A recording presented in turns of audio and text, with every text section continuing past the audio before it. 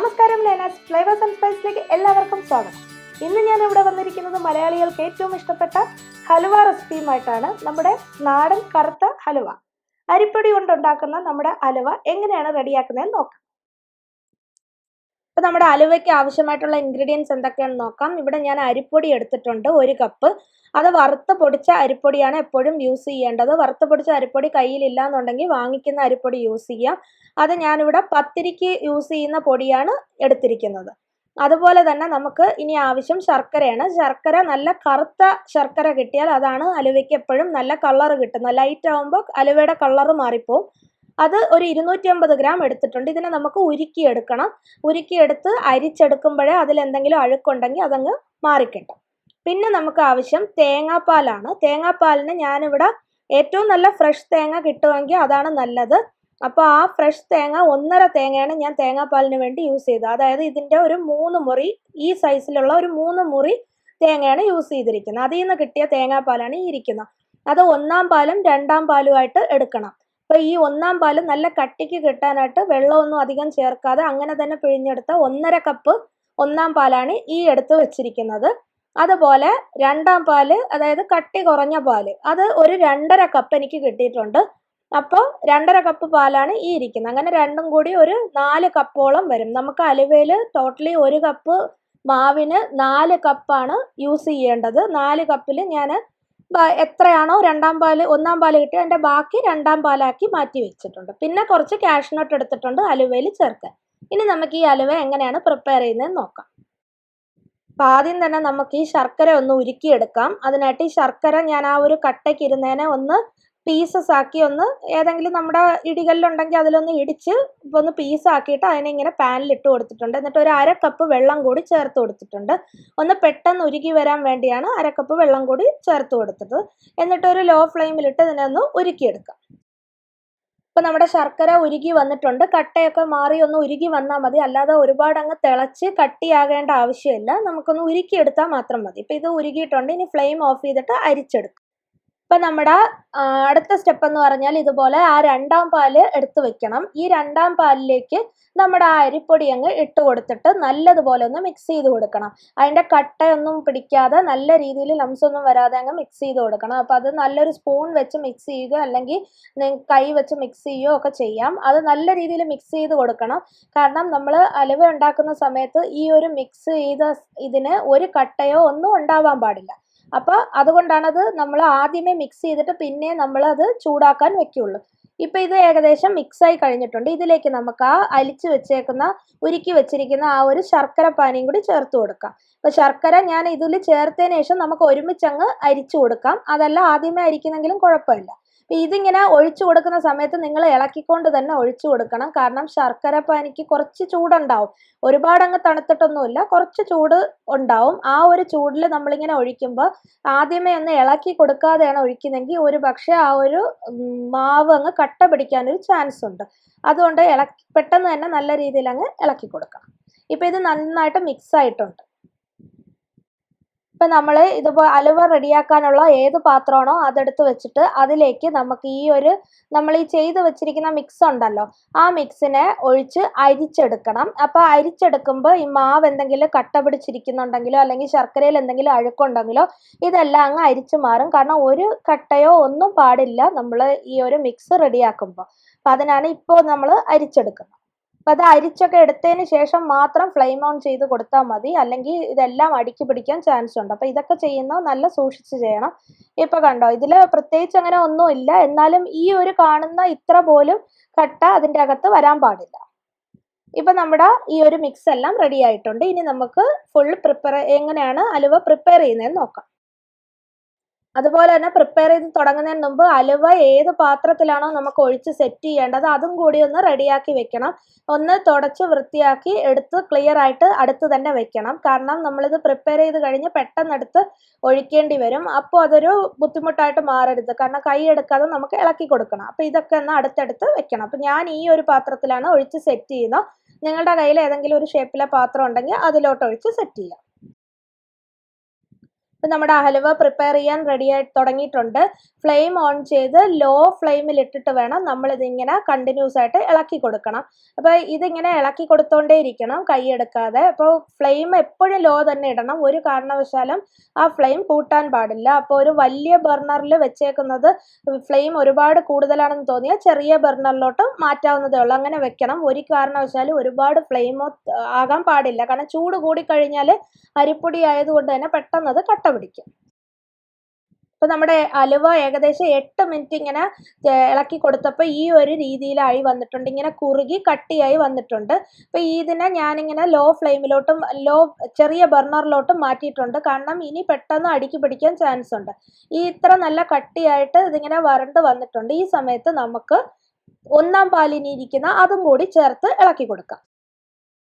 ഇപ്പം നമ്മുടെ ഒന്നാം പാല് നമുക്കിങ്ങനെ അങ്ങ് ഒഴിച്ചു കൊടുക്കാം. ഒന്നാം പാൽ ഒഴിച്ചോണ്ടേ തന്നെ നിർത്താതെ ഇങ്ങനെ ഇളക്കി കൊടുക്കണം. നമ്മൾ കൈ എടുക്കാതെ മിക്സ് ചെയ്താൽ മാത്രമേ അത് കട്ട പിടിക്കാതെ ആ തേങ്ങാപ്പാലുമായിട്ട് നന്നായിട്ടൊന്ന് ബ്ലെൻഡായി വരുള്ളൂ. അതല്ലാന്നുണ്ടെങ്കിൽ അവിടെ ഇവിടെ കട്ട പിടിച്ച് കിടക്കും. അപ്പം നല്ല രീതിയിൽ നമുക്കിങ്ങനെ ഇളക്കി കൊടുക്കാം. ഒരു കാരണവശാലും ഫ്ലെയിം കൂട്ടരുത്. ഇപ്പം നിങ്ങൾക്ക് കാണുമ്പോൾ തന്നെ അറിയാം, അത് പതുക്കെ പതുക്കെ ഇങ്ങനെ നല്ല സ്മൂത്ത് പേസ്റ്റായിട്ട് ആയിക്കൊണ്ടിരിക്കുന്നുണ്ട്. അപ്പോൾ ഇനിയിപ്പോൾ ഞാൻ ഈ ഒരു തടിയുടെ ഒരു തവി മാറ്റിയിട്ട് ഞാൻ സ്പാറ്റില എടുക്കും, കാരണം സ്പാറ്റില ആകുമ്പോൾ കുറച്ചും കൂടി ഈസി ആയിട്ട് നമുക്കത് ചെയ്യാം. ഇത് ഇനി ഈ പാത്രത്തിൽ നിന്ന് വിട്ട് കിട്ടുന്നത് വരെയാണ് നമുക്ക് ഇതിങ്ങനെ ചെയ്യേണ്ടത്. അത് ലാസ്റ്റ് പറയാം എത്ര ടൈം എടുത്തു എന്ന്. അതുപോലെ നല്ലൊരു ഫ്ലേവർ, നല്ലൊരു മണം കിട്ടാനായിട്ട് നമുക്കിതിലേക്ക് ഒരു 1.5 ടേബിൾ സ്പൂൺ നെയ്യ് കൂടി ചേർത്ത് കൊടുക്കാം. അത് നല്ലതാണ്, നല്ലൊരു മണം കിട്ടും.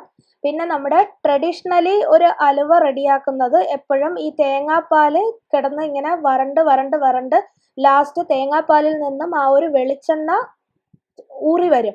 അങ്ങനെ വന്നാൽ മാത്രമാണ് ഹലുവ റെഡിയാവുന്നത്. പക്ഷെ നമുക്ക് അത്രയും നല്ല ഫ്രഷ് തേങ്ങയൊക്കെ കിട്ടിയാൽ മാത്രമേ അങ്ങനെ ഒരു എണ്ണ ഊറി വരുള്ളൂ. അത് മാത്രമല്ല ഒരുപാട് സമയമൊക്കെ ഇട്ട് അങ്ങനെ ചെയ്യുന്നതാണ് ട്രഡീഷണലി. അപ്പോൾ കുറച്ചെങ്കിലും ഊറി വരുന്നുണ്ടോ എന്ന് നമുക്ക് നോക്കാം. അത് മാത്രമല്ല, അതങ്ങനെ വരാൻ കുറച്ച് ഈസിക്ക് വേണ്ടി നമുക്ക് ആവശ്യമാണെങ്കിൽ ഒരു ടേബിൾ സ്പൂൺ വെളിച്ചെണ്ണ കൂടി ചേർത്ത് കൊടുക്കാം. ഇപ്പം ഇത് നല്ല വരണ്ട് വന്ന് തുടങ്ങുന്നുണ്ട്. ഇതിലേക്ക് ഫ്ലേവറിന് വേണ്ടി ഞാനൊരു 3 ഏലക്കയും ഒരു ടേബിൾ സ്പൂൺ പഞ്ചസാരയും കൂടി ചേർത്ത് പൊടിച്ച് വെച്ചതാണ് ഇപ്പം ഈ ചേർത്ത് കൊടുത്തത്. അതുകൂടി ഈ ടൈമിൽ അങ്ങ് ചേർത്ത് കൊടുത്ത് നമുക്ക് ഇളക്കി കൊടുക്കാം. അത് ഓരോരുത്തരുടെ ഇഷ്ടം അനുസരണം വേണം. ഇവിടെ കുറച്ച് ഏലക്കയുടെ മണം കുറഞ്ഞ് നിന്നാൽ മതി എന്നുള്ളതുകൊണ്ടാണ് ഞാൻ ഏലക്ക ഇത്ര ചേർത്തത്. ആവശ്യമുള്ള അനുസരിച്ച് നിങ്ങൾക്ക് ചേർത്ത് കൊടുക്കാം. അതുപോലെ തന്നെ നട്ട്സ് ചേർക്കണമെന്നുണ്ടെങ്കിലും നമുക്കിപ്പോൾ ചേർക്കാം. പക്ഷെ ഞാനിവിടെ നട്ട്സ് ഏറ്റവും ലാസ്റ്റാണ് ചേർക്കുന്നത്. അതും കാഷ്നട്ട് മാത്രമേ ചേർക്കുന്നുള്ളൂ. അപ്പോൾ മുന്തിരിങ്ങയോ വേറെ എന്തെങ്കിലും ചേർക്കണമെങ്കിൽ നിങ്ങൾക്ക് നെയ്യിൽ വറുത്തും ചേർക്കാം. അതുപോലെ തന്നെ ഞാനിപ്പോൾ ഇവിടെ ഒരു 1.5 ടേബിൾ സ്പൂണോളം വെളിച്ചെണ്ണ കൂടി ചേർത്ത് കൊടുത്തിട്ടുണ്ട്. കാരണം ഞാൻ പറഞ്ഞല്ലോ, നമുക്ക് നാട്ടിലൊക്കെ ആണെങ്കിൽ അത്രയും നല്ല ഫ്രഷ് ഒരു തേങ്ങ നമുക്ക് കിട്ടും. ഏറ്റവും ഫ്രഷ് ആയിട്ടുള്ള തേങ്ങ അതിൽ നിന്നാണ് നമുക്ക് നല്ല തേങ്ങാപ്പാലും അതിൽ നിന്നും എണ്ണയും ഒക്കെ കിട്ടുന്നത്. അപ്പോൾ എനിക്ക് ഇവിടെ കിട്ടുന്ന തേങ്ങയിൽ അങ്ങനെ ഒരു എണ്ണ തെളിഞ്ഞ് വരാനുള്ള ചാൻസ് കുറവാണ്. അതുകൊണ്ടാണ് ഞാനിവിടെ 1.5 ടേബിൾ സ്പൂൺ വെളിച്ചെണ്ണ ഒഴിച്ചത്. ബാക്കി ഇനിയിപ്പോൾ നമുക്ക് ഇത് കുറച്ച് നേരം കൂടി ഇതുപോലെ നമുക്കിങ്ങനെ വരട്ടി നോക്കാം. അപ്പോൾ തനിയെ എണ്ണ തെളിഞ്ഞ് ഈ പാത്രത്തിൽ നിന്നും കംപ്ലീറ്റ് ഈ ഹലുവ വിട്ട് വരണം. അതാണ് ഇതിൻ്റെ ഒരു പരുവം. ഇപ്പം നമ്മുടെ ഹലുവ കുറച്ചും കൂടി റെഡിയായി വരുന്നുണ്ട്. നിങ്ങൾക്ക് കാണുമ്പോൾ തന്നെ അറിയാം, നല്ല സ്മൂത്ത് ആയിട്ട് ആ പാത്രത്തിൽ നിന്ന് ഇളകി വരുന്നുണ്ട്. അപ്പോൾ ഈ സമയത്ത് നമുക്ക് ടെസ്റ്റ് ചെയ്ത് നോക്കാം. എന്താ ഇതുപോലെ ഇങ്ങനെ എടുത്തിട്ട് ഇങ്ങനെ തൊടുമ്പോൾ കയ്യിലും പാത്രത്തിലും ഒക്കെ ഒട്ടിപ്പിടിക്കുന്നുണ്ട്. അങ്ങനെയാണെങ്കിൽ ഹലുവ റെഡി ആയിട്ടില്ല. അപ്പോൾ വീണ്ടും നമ്മൾ കുറച്ച് നേരം കൂടി ഇതുപോലെ തന്നെ സോട്ട് ചെയ്തുകൊണ്ടിരിക്കണം. ഇപ്പോൾ സോട്ട് ചെയ്തതിന് ശേഷം വീണ്ടും ഇതേപോലെ ടെസ്റ്റ് ചെയ്ത് നോക്കണം. ഇപ്പൊ നമ്മുടെ ഹലുവ കുറച്ചും കൂടി റെഡിയായി വന്നിട്ടുണ്ട്. എണ്ണയൊക്കെ തെളിഞ്ഞ് ഇപ്പൊ ഇങ്ങനെ എടുത്ത് നോക്കുമ്പോൾ കണ്ടോ, പാത്രത്തിൽ ഒട്ടിപ്പിടിക്കുന്നോ ഇല്ല, നമ്മുടെ കയ്യിലും ഒട്ടിപ്പിടിക്കുന്നില്ല, ഇങ്ങനെ റൗണ്ട് ആയിട്ട് നിൽക്കുന്നുണ്ട്.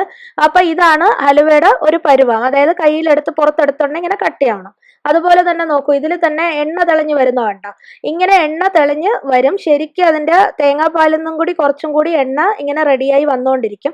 അപ്പൊ ഇതിപ്പോ ഏകദേശം ഒരു പരുവായിട്ടുണ്ട്. നമുക്കൊരു 2-3 മിനിറ്റും കൂടി ഒന്ന് ചെയ്യാനുണ്ട്. കാരണം അത് ഇതാണ് ഈ എണ്ണ ഇങ്ങനെ തെളിഞ്ഞു വരുന്ന കുറച്ചും കൂടി നോക്കണം എത്ര തെളിഞ്ഞു വരുന്നു. നല്ല രീതിയിൽ ഒട്ടും പാത്രത്തിലൊന്നും ഒട്ടിപ്പിടിക്കാതെ ഫുള്ളായിട്ട് റെഡിയായി വരുന്നത് വരെ നമുക്കിത് ചെയ്യാം. ഇപ്പൊ ഇത് റെഡി ആയിട്ടുണ്ട്. ഇത് റെഡിയായി വന്നോണ്ടേ തന്നെ ഫ്ലെയിം ഓഫ് ചെയ്തിട്ട് നമുക്ക് അപ്പം തന്നെ ഇത് നമ്മുടെ ഈ ഒരു ഏത് പാത്രത്തിലാണോ സെറ്റ് ചെയ്യുന്നത് ആ പാത്രത്തിലേക്ക് നമുക്കിതങ്ങ് മാറ്റാം.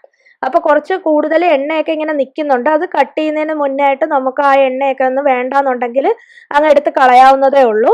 അപ്പോൾ ഇതിനെ നമുക്കിനി ഒരു പാത്രത്തിലേക്ക് അങ്ങ് മാറ്റാം. ഇതുപോലെ പാത്രത്തിലേക്ക് പെട്ടെന്ന് അങ്ങ് മാറ്റിയിട്ട് നമുക്കിതിനെ അങ്ങ് സെറ്റ് ചെയ്ത് വെക്കണം. അതല്ലെങ്കിൽ പെട്ടെന്ന് തന്നെ കുറേശ്ശെ അങ്ങ് കട്ടി പിടിക്കും. അപ്പോൾ സെറ്റ് ചെയ്ത് വെച്ചതിന് ശേഷം നമുക്ക് പിന്നീട് ഇത് കുറച്ച് ടൈം, ഒരു 2 മണിക്കൂർ അങ്ങനെ തന്നെ സെറ്റ് ചെയ്യാനായിട്ട് നമുക്ക് വെക്കാം. ഇതൊന്ന് ഷേപ്പ് വരുത്താനായിട്ട് ഇതുപോലെ സ്പാറ്റില വെച്ചോ അല്ലെങ്കിൽ ഒരു സ്പൂൺ വെച്ചോ ഒന്ന് ഇങ്ങനെ റെഡിയാക്കി കൊടുക്കാം. ഇപ്പൊ നമ്മുടെ അലുവ ഇങ്ങനെ ലെവലാക്കി കൊടുത്തിട്ടുണ്ട്. എന്നിട്ട് എക്സ്ട്രാ ഓയിൽ വല്ലതും ഉണ്ടെങ്കിൽ അതങ്ങ് നമുക്ക് എടുത്ത് കളയാവുന്നതേ ഉള്ളൂ. മുകളിൽ ഞാനിങ്ങനെ എടുത്ത് കളഞ്ഞിട്ടുണ്ട് മുകളിൽ വന്നത്. എന്നിട്ട് ഇതിന്റെ മേളിൽ നമ്മൾ എടുത്ത് വെച്ചിരിക്കുന്ന ആ ഒരു കാഷ്യൂ നട്ട്സ് നന്നായിട്ടൊന്ന് അറേഞ്ച് ചെയ്ത് കൊടുക്കുക. അത് ഇഷ്ടമുള്ള പോലെ ഗാർണിഷ് ചെയ്യാം. ചിലർ ഇതിന്റെ കൂടെ തന്നെ ഇട്ട് ഇളക്കിയതിന് ശേഷം ഗാർണിഷ് ചെയ്യുന്നവരും ഉണ്ട്. കാരണം അകത്ത് കുറച്ച് നട്ട്സ് കടിക്കണമെങ്കിൽ അങ്ങനെ ചെയ്യാം. ഇനി ഇത് 2 മണിക്കൂർ റെസ്റ്റ് ചെയ്യാൻ വെക്കാം. ഇപ്പൊ 2 മണിക്കൂർ കഴിഞ്ഞിട്ടുണ്ട്. അപ്പൊ ഇതിനെ നമുക്കൊന്ന് ഇളക്കിയെടുക്കാം. 2 മണിക്കൂറിന് ശേഷം നമുക്ക് ഇതിന്റെ സൈഡൊക്കെ ഒന്ന് വിട്ട് കൊടുത്തതിന് ശേഷം നമുക്കിതൊരു പാത്രത്തിലേക്കാക്കി മാറ്റാം. ഇപ്പൊ നമ്മുടെ അലുവ ഞാനൊരു ട്രേയിലേക്ക് മാറ്റിയിട്ടുണ്ട്. ഇനി നമുക്കിത് നല്ല രീതിയിൽ കട്ട് ചെയ്തെടുക്കാം. കട്ട് ചെയ്തെടുക്കുമ്പോൾ സൂക്ഷിക്കേണ്ടതെന്ന് വെച്ചാൽ ആ ഒരു കാഷ്യൂ നട്ട് ഇങ്ങനെ ഇരിക്കുന്നുണ്ട്. അതിൽ തട്ടുമ്പോൾ ചിലപ്പോൾ അത് ഇങ്ങനെ പൊളന്ന് വരാൻ ചാൻസ് ഉണ്ട്. അപ്പൊ അതൊന്ന് നോക്കിയിട്ട് നല്ല രീതിയിൽ ഏത് ഷേപ്പിൽ വേണോ അങ്ങനെ കട്ട് ചെയ്തെടുക്കാം.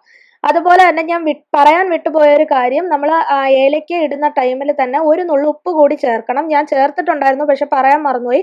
അപ്പോൾ ഉപ്പ് കൂടി ചേർത്താലേ ആ ഒരു അലുവയ്ക്ക് ഒരു ടേസ്റ്റ് ബാലൻസ് ആകുള്ളൂ. അതുപോലെ തന്നെ നമ്മുടെ ഇതിന്റെ ടോട്ടൽ കുക്കിംഗ് ടൈം എന്ന് പറഞ്ഞാൽ ഞാനിത് രണ്ടാമത് ഏകദേശം 35 മിനിറ്റ് ആണ് നമ്മളിത് റോസ്റ്റ് ചെയ്യാനായിട്ട് എടുത്തത്.